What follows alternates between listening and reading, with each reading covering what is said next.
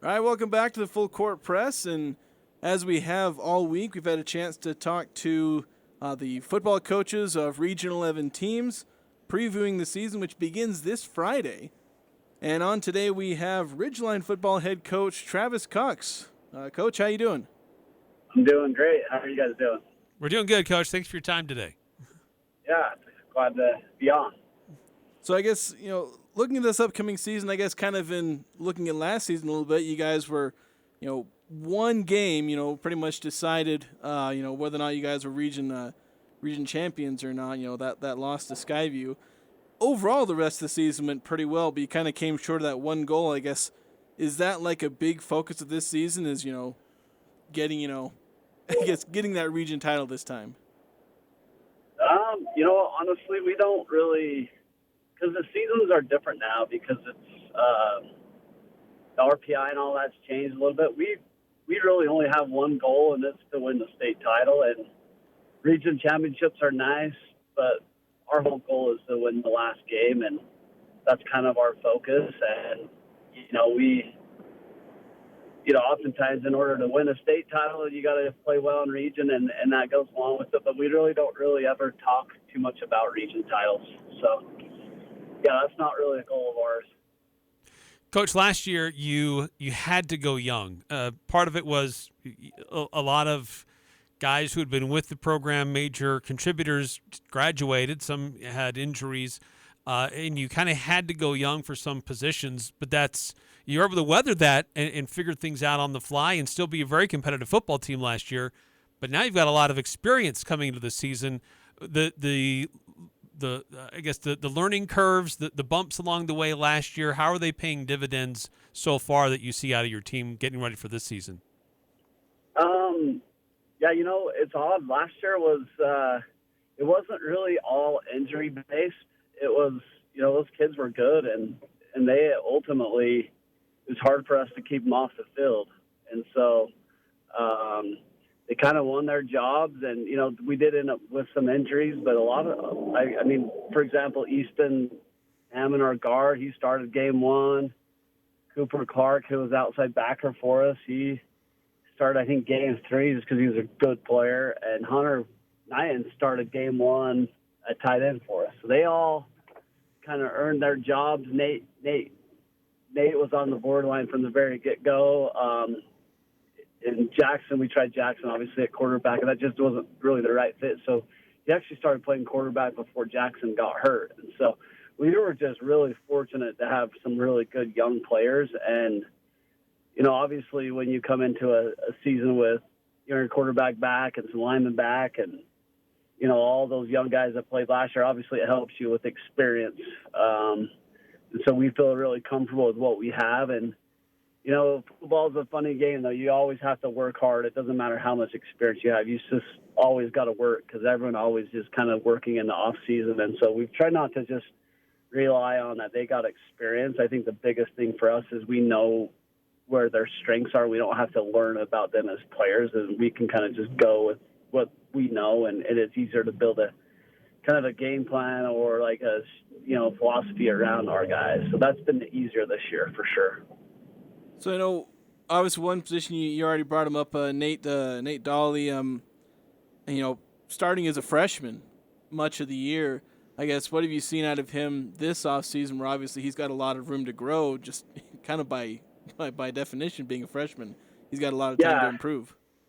Yeah, he obviously the game slowed down a lot more, and he's just much more comfortable with, our offense and what defenses are trying to do. But he's always been a really smart kid, and I don't think you play a kid that young if he doesn't have a good head on his shoulders. And he's an extremely competitive kid, and so he has all that down. So now I think it's just a matter of the game slowing down for him, and it feel like it has. And he's much more comfortable with things and very poised, and he's just a really good quarterback. Then I guess he's also got a couple of weapons. You mentioned you're bringing back tight end. I think you're bringing back a couple of wide receivers. So he's obviously Jackson Olsen not around, but he's bringing back some a lot of the production from last year, and I imagine that should help him out as well.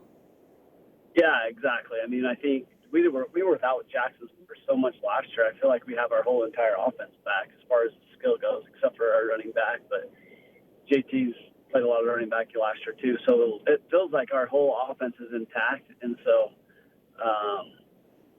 it's been, we've been able to get going much quicker. Last year we spent the whole summer working with a running quarterback, and we changed our offense after week one. And so this year, having been able to go through the summer knowing kind of exactly who we have at quarterback, it really kind of, I feel like our summer has been a lot more productive.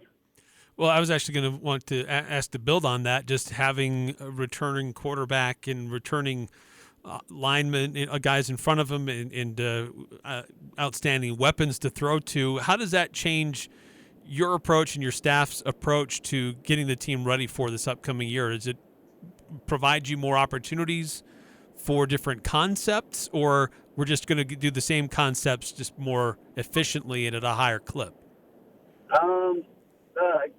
Good question. You always try to.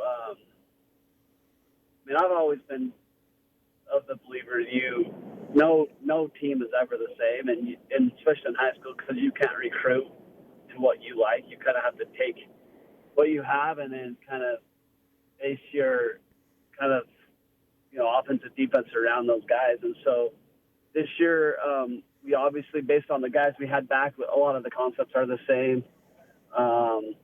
But we have a real, Hunter played tight end last year for us, but he's actually moved more to receiver because we have a really good tight end that is a lot different skill set. So he's an extremely good blocker. And so we've been able to kind of adjust a lot of our offense based off of, basically one kid that was even here last year. And so, we've changed it a little bit.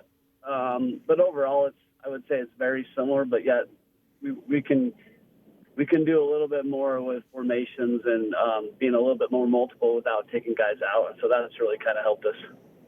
So, and I guess just along those same lines, you last year, the scoring output was definitely different than the year prior, and there was reasons which we've already detailed as to why that may be. Do you feel like this is a team poised to get back to where you were maybe a few years ago in the type of offensive output that we've come to kind of expect out of Ridgeline lately? 100%. It would be a failure if we don't score more points. Last year was really tough on us, and we don't expect that to be the case this year. Now, it's not a guarantee. Just because you got guys back doesn't mean you're going to score points, but we definitely didn't score points like we want. And so our whole goal is to score a lot more points this year. That was tough, and I think it was a struggle, and we felt it inside the locker room. It was a tough go. So we expect to start scoring more points for sure. So I guess looking at the defense, I know you had some games where you struggled scoring points last year, but your defense certainly helped out. There were a couple of games here or there you give up 30, 40 points, but a lot of times you're shutting teams out, holding them to 10 or so points. Do you expect that kind of production again this year? Yes. I think, if you look at our team right now, I think our strength is up front our D-line is really good. We're deep. We can rotate guys. And I think, defensively and offensively, you always kind of win the game up front. And so, below our D-line, I like what we can do there, and I think it's really going to help kind of solidify us as a good defense because it all starts with those guys up front. So, we expect, to lean on the defense early just to get going. The offense, typically, it feels like it takes a little bit of time to get going. So, we're leaning that defense pretty hard right now. You were talking to Travis Cox. He's the head coach for the Ridgeline Riverhawks football team getting ready to start their season coming up. Let me ask you about your schedule and putting your schedule together, the type of teams that you'll be playing, home and the road, just the non-region opponents that you get to have some control over who you schedule. How do you feel about the schedule that got put together for you this year? I love it. I actually put together our schedule. Sometimes you don't have a lot of options, so you just got to take what's there. But we really try to schedule more difficult teams, just just to try to see where we are at early. Like, if you play good teams, you kind of can see where your weaknesses are. So we really try to schedule difficult if we can. We obviously want to win games as well. So we try to, we're not going to go play the Corner Canyons or those types of schools, but we love to try to play really good, top-notch 5A, 6A schools and really kind of see where we're at. And then, near to the end, and we have a game against Orem that we're really excited about. I think it's our kids really, a lot of the time, kids want to go to the next level. And I feel like sometimes we get a little bit lost up here in Cache Valley if people forget about, the good football that gets played up here. So we do try to get out of the valley and play some of the better 5A schools. I don't know if it helps or not, but it's something that we try to sell to the kids and try to get them excited about. So that is one of our goals and philosophies. Do you think that eventually, before this year, like if you wanted to schedule a 4A non-region team, you had to go to St. George. Do you feel like the addition of more 4A teams may help? You may continue to schedule, 5 and 6A teams, but does it make it a lot easier for you to find 4A teams and maybe consider playing them more often now that there's actually more 4A teams? Good question. This year was, I didn't really feel like it was any easier this year. But I think once sometimes schedules are set, in advance. So I just really needed to pick up, 3 or 4 games this year. So I didn't really feel an impact this year. I would wish it was easier, but, I think playing 4A schools, good 4A schools is always a good idea just because, you can kind of see where you're at within the level that you're playing. But obviously our goal is to win the last game. And so, if you can kind of see where you're at, it's a little bit easier. So I don't know.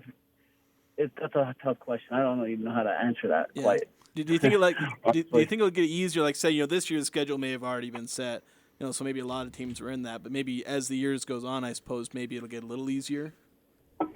Yeah, I hope so. Yeah, I would think so, but I don't know. Coach, you had an opportunity to play in an Aggie uniform on Merlin Olsen Field. Now you get to coach on the sidelines in that same stadium coming up later on this month. What's that experience going to be like for you? I'm excited, more or less just for our kids. It's always fun to play in the big stadium. That stadium's a lot different when I played. That was a long time ago, so it looks a lot different, a little bit bigger than I had. So, but no, I'm more just excited for our kids. And along with that, just finishing up my questions about scheduling. You've normally Friday night, 7:00. That's high school football. But you've got that game in Maverick Stadium at an earlier kick time. You've got a Thursday night matchup against Mountain Crest. How does that kind of affect things, or does it really matter to you guys? Well, early on, I declined the Utah State game probably the last 3 years, just because, I love playing at home, and I think the kids like playing at home. But as we've kind of, played at a little bit bigger stadiums, and, as you get later on in the year, obviously the last 2 games are a bigger stadium. So I think it does help in that sense to play, in the college place and just kind of get used to that atmosphere before you get up there. And then after having talked to the kids, they really want to get up there and play. And so we just decided, hey, this year let's get up there and play. And the times doesn't matter. I don't really care about the times. So whenever they want us to play, we'll play and we'll be good to go. And then the Thursday night TV games we love those games. Our program loves them. Kids like them.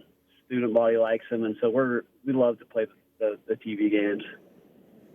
So just talking about, Utah State and playing at Utah State or playing on Utah State's field, obviously Ridgeline, you send Jackson Olsen to Utah State. I don't know if he'll play much as a true freshman and with a lot of wide receivers and competition there, but what's it like, sending, a kid? Obviously, there's D1 guys that play here in Region 11 all the time, but, to have one go to Utah State and represent the local team, like what's that like? That's great. I think, a couple of years ago we were pretty disappointed. A lot of the guys were disappointed that Utah State didn't look at any of our kids. And, it kind of gave us a little bit of a sour taste, to be honest with you. And maybe I didn't do a good job of promoting those kids more than I probably should have. But it was really nice for them to get Jackson up there. Because I think he can absolutely play up there. And I think we've had some other kids that could play up there as well. So I'm excited to see what he does. He's got a bunch of talent, and I know he's going to do well up there. Well, Coach, we are excited for the start of the high school football season. You guys get going on the road this Friday. Dave Simmons, Nick Zollinger on the call, and on 104.5 The Ranch, our home for Ridgeline High School football. And excited to see what happens for your team this year and see what happens with Region 11. All right, yeah, thanks, guys.